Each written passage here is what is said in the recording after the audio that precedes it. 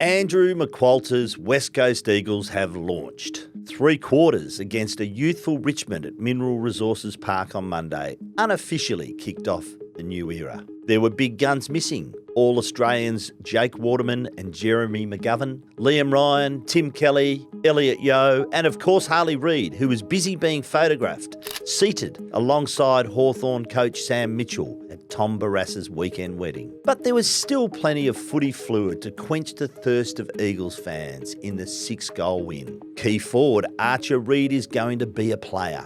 Bo Allan looks the part at halfback. Tyler Brockman kicked 3 goals. Tyrell Dewar sent Liam Ryan a message. There is room for 2 frequent flyers at West Coast. Elijah Hewitt got valuable match minutes.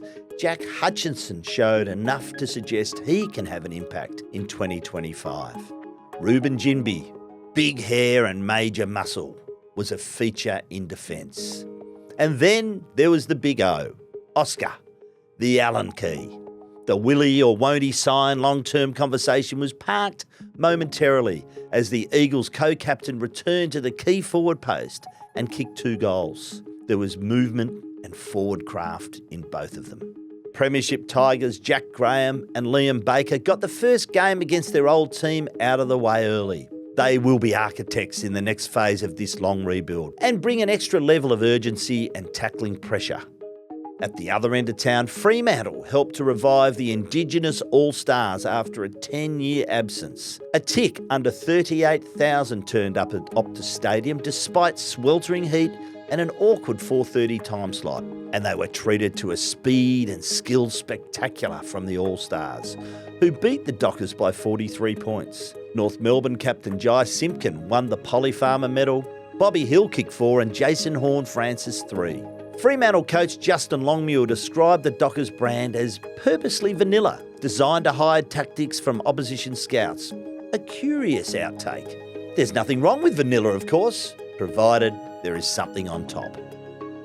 But first, the Eagles, and I'm joined by the West Australian footy scribe, Mitchell Woodcock. G'day, Mitch. G'day, Quarters. How We're are back. You? Oh, it's much cooler in here too than it was yesterday. It was very hot at Park. Lathlane Park. Oh, we were both a little bit warm, weren't we, under there? But look, interesting morning, isn't it? For starters, the 9:30 start time.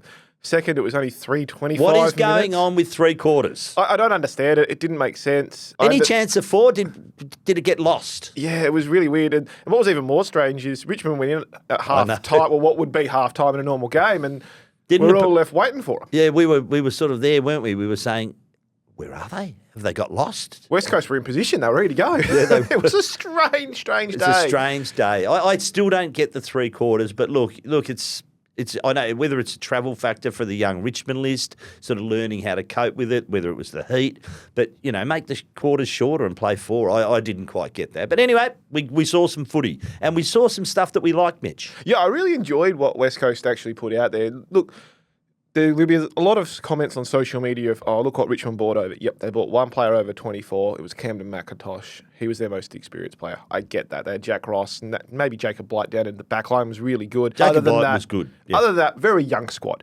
But West Coast could only be taking on what was presented to them that day, and that's the only thing we can read into. So when we read into that, there was some positives. I really enjoyed the way they went about it. That second period of play where they kicked 6 goals to none, their forward half pressure was incredible. They were really strong. So is this a little bit of a taste? Is this an hors d'oeuvre? Is this what we're going to see this year? Is it all about forward half pressure for the Andrew McQualter coached Eagles? Yeah, definitely. And it's that Richmond-esque sort of play that we saw Damien Hardwick implement that obviously McQualter was a massive part of when he was there as an assistant coach. It's that forward half pressure. It's that rolling maul almost of just players trying to get the ball forward, and then you give your small forwards a chance to kick goals. And then it's a quick turnover, isn't it? It's a quick rebound. It's slingshot football, but from the front half instead of the back half, which West Coast have actually always sort of implemented a little bit of slingshot football at times, but it's generally come from defence where guys like Barrass and McGovern and Shannon Hearn in previous years have been the guys that would then set that up from defensively. They would focus and then push forward. This was, no, we're not letting it get past halfway. We saw when it broke down in that third period, through the corridor, Richmond were able to take them on. We saw when it broke down, it can be really dangerous. Obviously, like we said, there was no Jeremy McGovern. Harry Edwards didn't play much. It wasn't their best backline.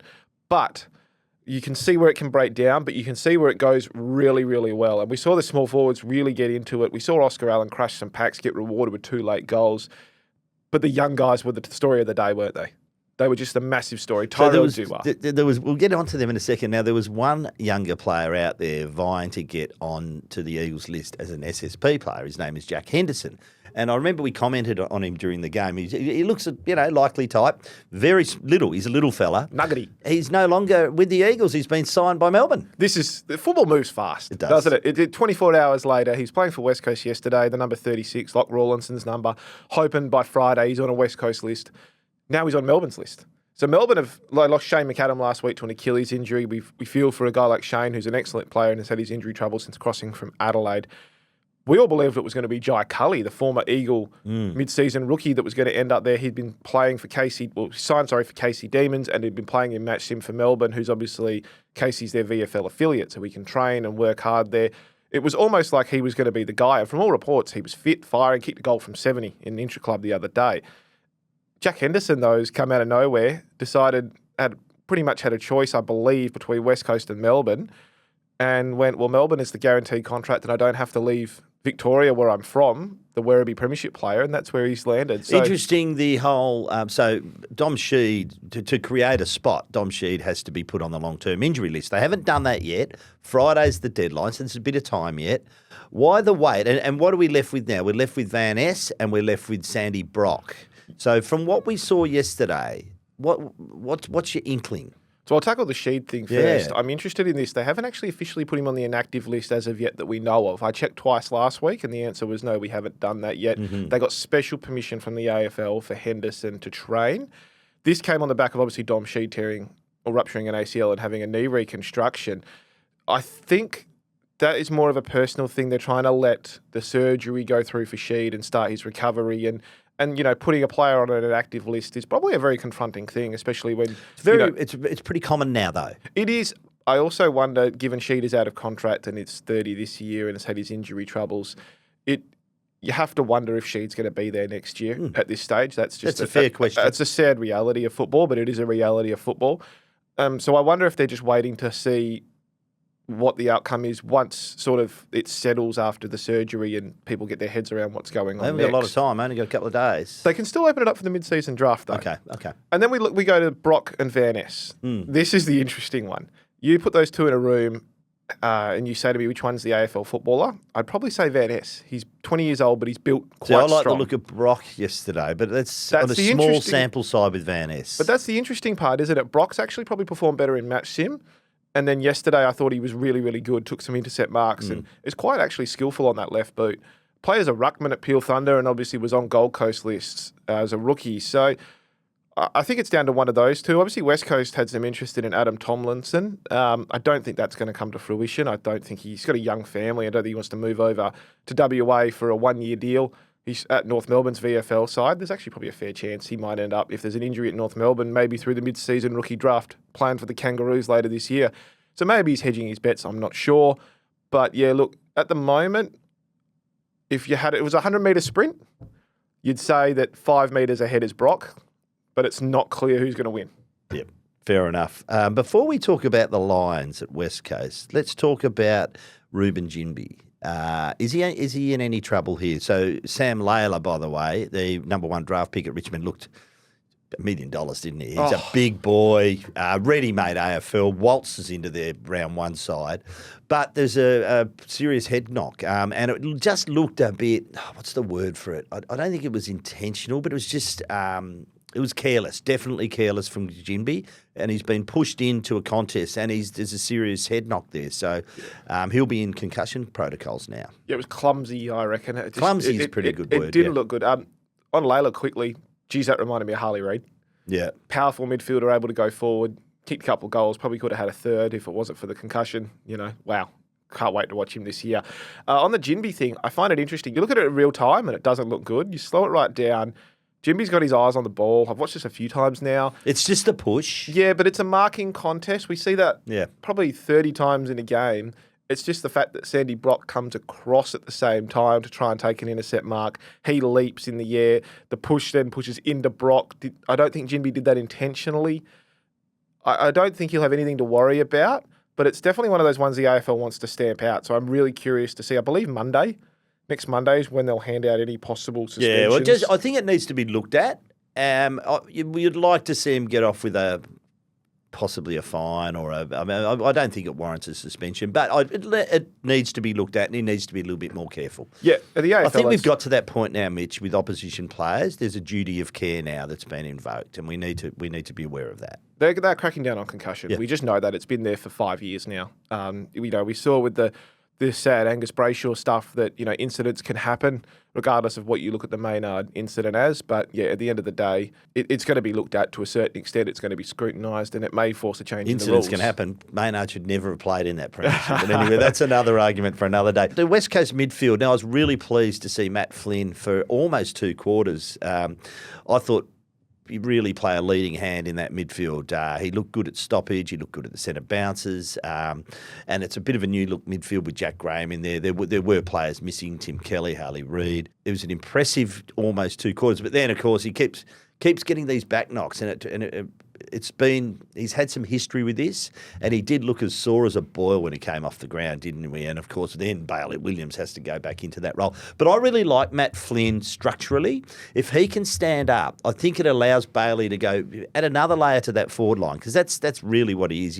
He's a forward ruck, not a ruck forward. So to me, it's a really big solution for Andrew McQualter if he can get his body right. Yeah, definitely. And look, Matt Flynn was one of the most impressive this pre-season. You just have to watch the running drills. And he's not the quickest. He's a big man. But the effort he puts in to be around the mark, you'd look at him and you'd go, you can't fault it. About a week ago, though, I had Bailey Williams firmly round 1, ready to go. I thought 46 games in the last 2 years, he'd held that ruck together since Nick Nat-Nui's untimely retirement. And he was the man. Obviously Flynn came last year, got injured, couldn't really get going. That race for the number 1 ruck, I think, is a lot tighter after yesterday. Some people will say, Flynn had nothing to play against and didn't massively impress. But you and I were there live. The desperation, the hunger, the influence, and the fact that he got 2 back knocks. The first one hurt, and then he still went back with the flight for the second one. Didn't have to do that. This is a pre-season practice. He's going to have match to do that in AFL, so I don't mind that part of it. I don't think it's an either-or, though. I think Bailey plays in the same 23 as a Matt Flynn. How good does West Coast ruck look at the moment, though, compared to 12 months ago? So you mentioned Archer Reid before. We saw him playing as a forward ruck. Got the ability, 203 centimetres, put on some size, and a really talented player. Jack Williams was so impressive last year, can do the same. Bailey Williams, we've said. And then you got Matt Flynn. Harry Barnett's gone back. Callum Jamison's gone back. By the way, 12 months ago, it looked good too. But then, of course, he had that untimely injury right on the cusp of the season, and that was it. So that created a host of problems for West Coast. It really was just such bad timing. But, you're right. It was... it just looks a bit deeper now. Yeah. It looks like you've got options, and it looks really promising. So I like the way they're going about it. Yeah, I think Matt Flynn is firmly in the frame for round 1 now. I don't think he's there yet, but I think he's in the frame. So that forward line, you mentioned Archer Reid, like the look of him, and I know you're a big fan, and I'm on board now. Not that I wasn't, but I just needed to see him. You got to see it live. Flesh. And look, I like the fact that he throws himself into the contest. He's obviously got some ability, but had a bit of a chop out in the ruck. I saw him get smashed at one point and really got back up quite sprightly. I like that. So I think he's going to add that. I think he's very much going to be a part of that forward structure. Of course, you mentioned Jack Williams, Jake Waterman to slot back in there. He just walks in. Oscar Allan, good to see him play 3 quarters. But had to work to it. Interesting matchup with Jacob Kazitsky, who we know is a forward. But he sort of had to really work his way into the game, didn't he, Oscar? I don't think it was helped by some of the delivery, but good to see him kick those 2 goals. We know what a talent he is. And then, of course, we've got the, Matt Owies will slot in there. We saw a bit of him yesterday. Noah Long's returned from injury. Tyler Brockman's 3 goals. Now, Tyler, he tends to polarise people, but I don't see why. I liked him at Hawthorn, and I thought he was a good acquisition here. I think he's got a bit to offer. He's just a very clever forward. Yeah, saw him tear apart West Coast a few years ago playing for Hawthorn down in Launceston, and that was when Hawthorn and West Coast were sort of on par as to where they were in their rebuilds. Maybe Hawthorn just ahead at the time. Obviously, we know now they're well ahead. But at that point, they were two of the bottom four teams, and Tyler just tore them apart in a 100-point win. It was 20-odd disposals and about 3 or 4 goals. So, look, we saw yesterday that the small forwards are clearly going to enjoy this new game style because it's going to be turnover city and the speed on those guys is going to be really helpful. And Brockman really does present that. He's excellent below his knees. I know for a fact he's close to the fittest he's ever been. We know last year we had injury troubles and a bit of off-field drama. Sometimes you struggle in a new environment early on. Sometimes people, embrace it straight away. Look, let's be honest about it. He had a court appearance last year, had some injuries, so it wasn't a great year. No. But that's behind him, and now let's hope he can flourish. Just needs a bit of footy. Just doesn't he? And they've got some really good options in that small forward position. Like you said, we didn't see Liam Ryan. Owies has come over. Noah Long's come back from injury. Jamie Cripps didn't play yesterday as well. You have to wonder if he's in their best 23 anymore, where that's going to lie. I think he's in there for his experience and craft. He's a very clever player, very important. But he is early. But if he doesn't perform as well as he has in previous years, there are guys coming behind him. That's exactly what they're after. By the way, Liam Ryan, so he's got the purple chair in the frequent flyer captain's lounge. He's got the prime seat there. Is he under threat? Because from what I saw from Tyrell Dewey yesterday, there were two almost the hangs of the year. He unfortunately didn't take either of them, but they drew gasps from the crowd, and looks like he's an excitement machine this year. The attempted marks were incredible. The goal was good from 50. Just lovely. And there's a lot of two-way running, and I like his pressure. It was good. It was a big tick for him. Yeah, he came across as an NGA a few years ago to West Coast, drafted through, and didn't look like playing at all at Waffle level. Obviously, that was the year they had a disastrous season, West Coast at Waffle, and just had no players, but didn't look like getting a run at it. I remember late in that year, he started moving up to the wing to try and get him around the footy. I think they just wanted to get his hands on the ball. And then last year made his debut, played a few games as a forward, looked okay, sort of pushed up to the wing a little bit, just again to get his hands on the footy and to see if what he's got in that area. They've decided he's a wingman. That's the new role for him. It's between him and Jack Hutchinson. Jaden Hunt's got one locked up over here. Him and Jack Hutchinson are fighting for that other one right now. Neither of them did anything wrong. Jack was pretty good yesterday, yeah. I thought Dew was probably just ahead again for round one at this stage. Yep. But Hutchinson's not far behind. Really impressive country footballer 18 months ago, and he's built his endurance tank up that he's considered an AFL wingman. But that's another story entirely. Dewar was the story yesterday. Oh, he was. Just incredible athleticism. Like you said, good two-way running and excellent skills. Really love the way you went about it. I do worry about his size against some of the really bigger bodies in the AFL, but if he can actually get on the outside and get that clean possession like we saw when he kicked that goal, I think there's a positive and a bright future for him. So let's talk the backline. So we know Tom Barrass is out of that defence now. McGovern will come back into it. Tom Cole yesterday played. Harry Edwards, Brady Hoff, Rhett Bazzo to come back into that backline. And, of course, we see, I think, Ginbey and Baker are going to take the two half-back flanks. We'll probably see Baker run through the middle at times as well. But you can see what Baker and Graham, for that matter, are going to add. They're going to add that, they've got experience. They know what it takes to be winners. They're going to get plenty of the football. But also I think they're adding a layer of tackling pressure, which the West Coast needs as well. But the back line, so how do you think that's shaping up? Because they are going to have some issues this year, I think, that back there. They're going to be under pressure, but I actually think it's probably their most settled line at the moment, outside of maybe the centre square with your Reeds and your Yos and Kellys. But, I think the back pockets, I think Tom Cole's still got a preference there in one of the back pockets, and I understand why. Very good small backman. Yeah. Out of contract this year, so it's a big year for him, but I think he's straight away in there. Fullback, I think, will be Harry Edwards. 200 centimetres. Obviously had his injury troubles this pre-season, but he's the guy. They've signed for 3 years. They've committed to him. Time for Harry now to commit. Really last year, he didn't really have... He had a few injury issues, but he also didn't get much of a go. No, but he had suitors at the Eastern States, including Melbourne, who wanted him because they love, 200 centimetre players at 24 years old don't grow on trees, Quarters. They just don't. So, West Coast had to probably give him a little bit more than they thought they would in terms of years on that contract. He's now got to repay that faith.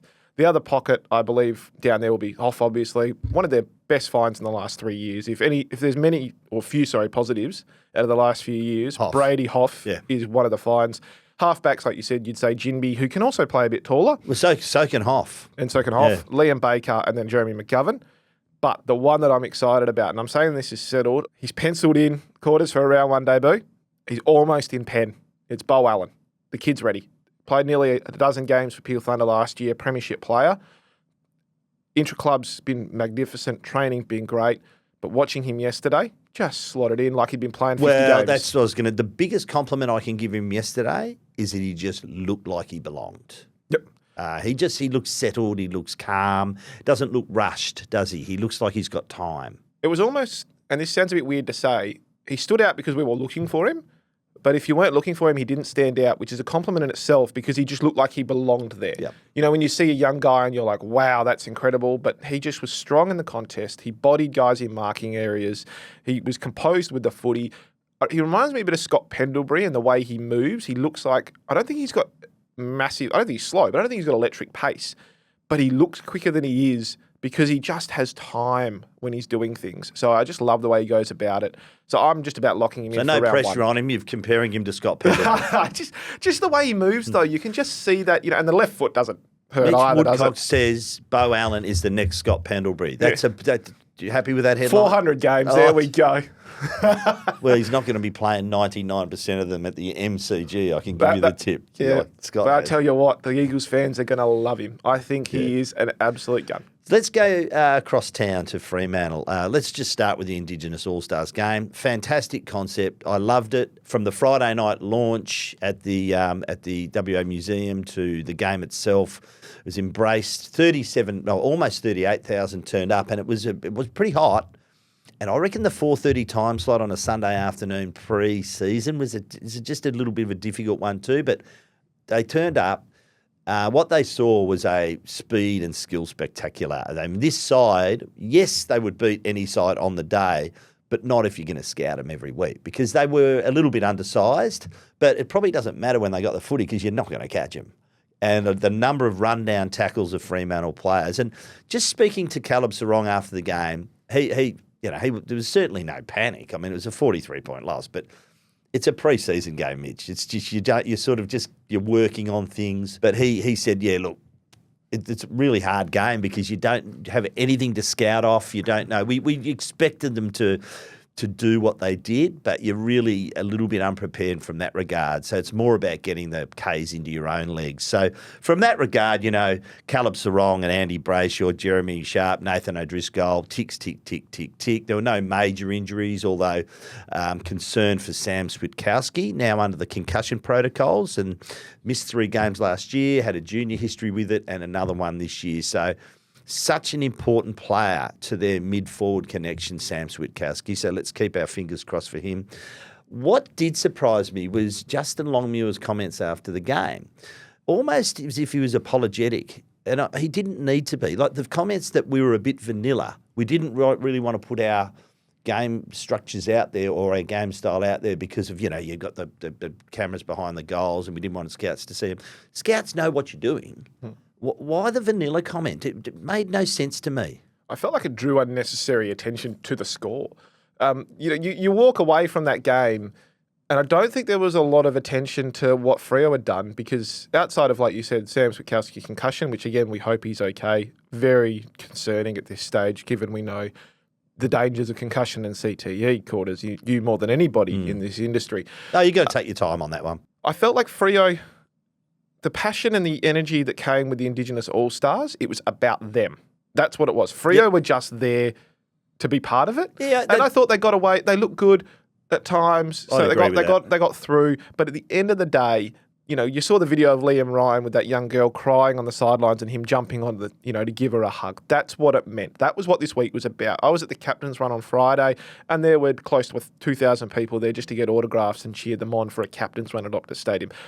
Justin's comments sort of brought attention to Fremantle, but not in the way they really needed to. No. It was like he was justifying the result in the way they played. I don't think anyone cared about the 43 points. It was more, you go to those games as a supporter and it's like, I just don't want injuries. Yeah. And I want the players to get some Ks in the legs. And I want to see if a young guy's going to do something. So Murphy Reid looked okay. I know we didn't have a heap of the footy, but he had some good moments. You want to see what Cooper Simpson's going to do. Has Josh Draper added some muscle? Because not a lot of guys are like us, or not a lot of fans are like us, that can go to trainings quite regularly and see players. They just rely on what we say and the pictures and the TVs. So, that's what you'd look at. I just find it fascinating, the comments. I feel like it drew unnecessary attention. And I wonder, So Justin's out of contract at the end of this year. We've spoken about this before, Quarters. We think they need top 6 they finish do. and win a final. Then he's in trouble if they don't. But, I mean, they've got the squad to do it. I expect them to be top 6, win a final, if not top 4. That's what I expect. Caleb Sarong told me that's what he expects. But is this an early sign of him feeling the pressure? Could be. Why would you make that comment? It didn't need to be made. No, I don't think so. And I find Justin a really composed person in press conferences. I find him very methodical with the way he talks, and I thought that was really strange from him. I didn't like it.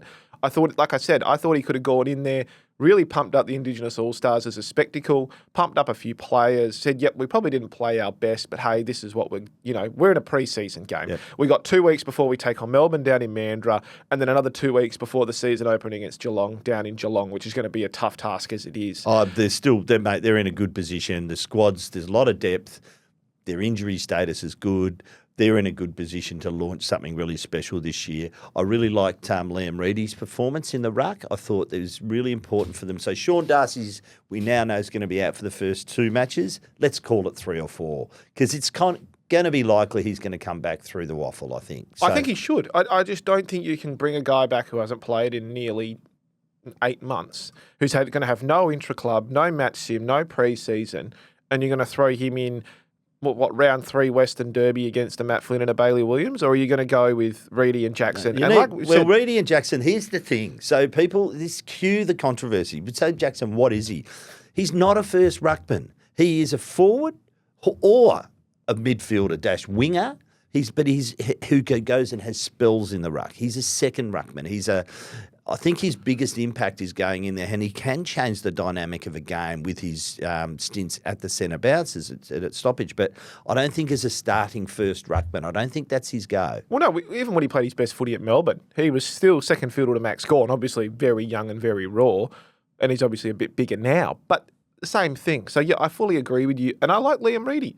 I think they can get some time into him. And if Sean's body doesn't hold up later on in this season, again, they need to find out what they've got in the tank. But, yeah, look, it's going to be an interesting start for Freo. I like that structure too, Amos, Tracy and Jackson. I think it's and there's 3 very good players. Tracy didn't have a big game against the All-Stars, but it wasn't a lot of supply to him. But he worked hard. He looks good. He's had a good pre-season. He looks like he's ready to go up another level again, as does Luke Jackson. They're the 2 for me in the pre-season who look like they're just champing at the bit to get out there for round 1. A lot of those guys would be happy to have a run on Optus Stadium, regardless of what the result is. You just get out there in front of 37,000 people. Guys like Reid and Simpson and, some of those guys get a little run in front of a bigger crowd.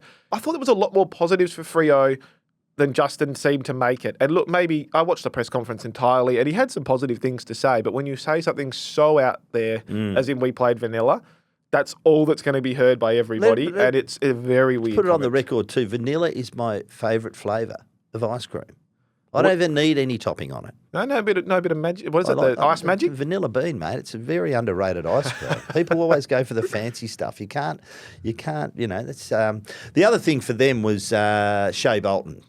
So Michael Walters, let's congratulate Son for captaining that Indigenous All Stars team. It was you could see the pride of him being given that responsibility. And Shea Bolton managed minutes, didn't do himself any harm, no injuries, and I think there was a bit of a sigh of relief from Fremantle. And I asked Caleb, I said, you happy it's the last time you'll be playing against him until at least the next Indigenous All Stars? He said, oh yeah, but we're looking forward to having him in purple, and he's going to add a real layer to them. He's going to be a super player for Fremantle. 100%. I want to ask you, Quarters, you were there obviously, and I wasn't there this weekend. Do you think that the Indigenous All-Stars versus an AFL team such as Freo is the way to go in the future? Or do we look at some other All-Stars team, whether it's maybe an under-23 team or some sort of other team, though, to make it? Because I felt that the Indigenous All-Stars had a lot to play for, as we've said, the passion, the environment, the culture. It was just... I think you make it a Freo game. I really do. I think they've got that history, that real attachment to the Indigenous culture. And I think, no AFL team has had more input than Indigenous players in Fremantle. I think they want to do it. That's just my inkling. And I think it's going to be every 2 years. I think every year would dilute it a bit. I think every 2 years is about right. And I think it has to be in Perth. I think the AFL chairman, Richard Gorder, is pushing for it to be in Perth, and I think Fremantle are happy to have it. I think it's a practice match for them. You know, it's a highly publicised practice match, and I just like everything it represents, and I think Fremantle is the team to do it. I don't think it would have the same cachet if it was, with the greatest respect to under 23 players. I think it needs to be against an AFL team. I think in a few years it'll build to a certain point where we'll be seeing 45,000 there, and you'll be seeing those Indigenous Guernseys that were worn this year. They'll probably change them every 2 years, but you'll be seeing them worn by so many people. I couldn't believe the amount where they're being signed on Friday. I agree with you to that extent. I just think that the comments about the vanilla football just make it just perplexes me. This whole situation is confusing me, and I'd love to actually have Justin just talk about it, maybe re-clarify it, but I just am perplexed by those comments. One final question.